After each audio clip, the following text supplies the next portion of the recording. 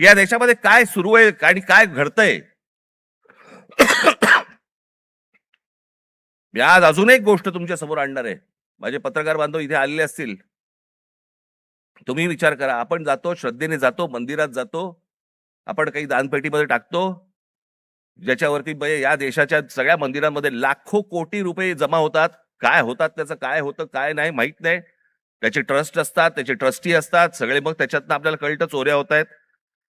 आता हे प्रकरण घ्या. पत्र आहे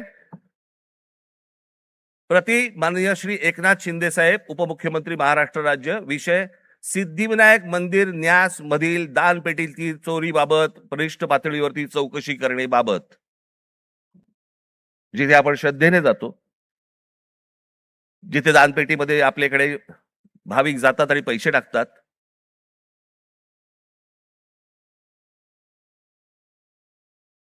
त्याचं कारण असतं ते धर्मासाठी म्हणून आपण असे टाकतो. महोदय, आम्ही स्वाक्षरी करणारे सर्व सिद्धिविनायक न्यास मंदिर प्रभादेवी मुंबई येथील विश्वस्त आहोत. साहेब, आपण विश्वासाने आमची संबंधित ट्रस्टवरती सदस्य म्हणून नियुक्ती केली असून आपल्या विश्वासाला पात्र राहण्याचा आम्ही प्रामाणिकपणे प्रयत्न करत आहोत. भाषा पण बघा, मंदिर आहे का कंपनी येतेच कळत नाही मला. त्यामुळे मंदिरात गेल्या 1.5 वर्षाच्या कालावधीत विविध उपाययोजना राबविताना मंदिराची मिळकत 35% जादा वाढविण्यात आम्ही काही प्रमाणात यशस्वी झालो आहोत. मिळकत तुम्ही कशाची यशस्वी झालात असो. महोदय, विश्वस्तांच्या सतर्कतेमुळे मंदिरातल्या दानपेटीतून पैसे चोरणारे कर्मचारी पकडले गेलेले आहेत. हे कर्मचारी पकडण्यापूर्वी दर बुधवारी मंदिरातल्या दानपेटीतील रकमेची मोजदाद ही 50 लाख रुपयाच्या आत होती. मात्र हे कर्मचारी पकडल्यानंतर गेले 3 आठवड्याची दानपेटी रक्कम ही 1.5 कोटी रुपयांच्या घरात पोहोचली आहे.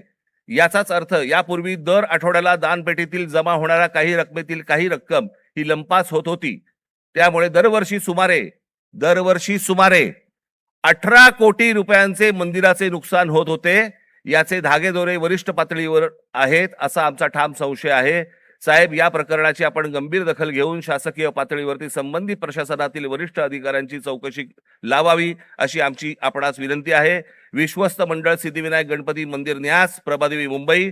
राहुल हे सगळ्यांनी सह्या केल्या आहेत. राहुल लोंडे, भास्कर शेट्टी, महेश मुदलियार, जितेंद्र राऊत, मीना कांबळी, मनीषा तुपे, गोपाळ दळवी, सुदर्शन सांगळे, हे त्यांचं पत्र आहे.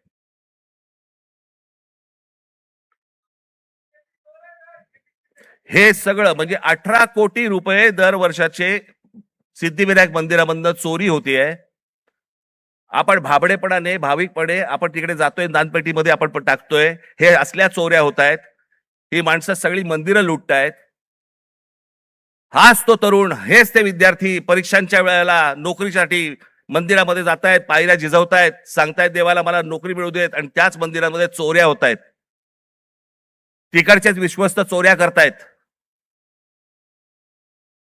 तिकडचीच माणसं चोऱ्या करतायत. हा आमचा धर्म, ही आमची धर्माची मंदिरं. सरकारवरती विश्वास ठेवता येत नाही म्हणून मंदिरात जावं, तर मंदिरावरती विश्वास ठेवता येत नाही. ही जर समजा देशाची परिस्थिती असेल, होईल काय? रस्त्यावरतीच उद्रेक होईल.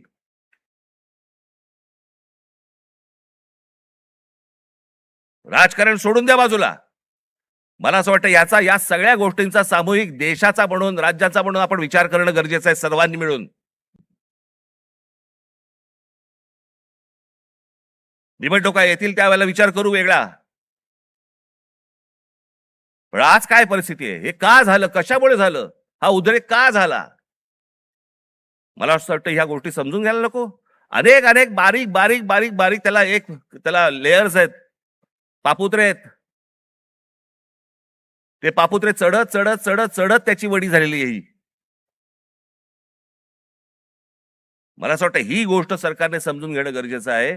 आज मनातल्या तरुणांच्या, विद्यार्थ्यांच्या आशा, आकांक्षा, महत्वाकांक्षा या मला असं वाटतं विद्यार्थी सेनेने समजून घेणं गरजेचं आहे.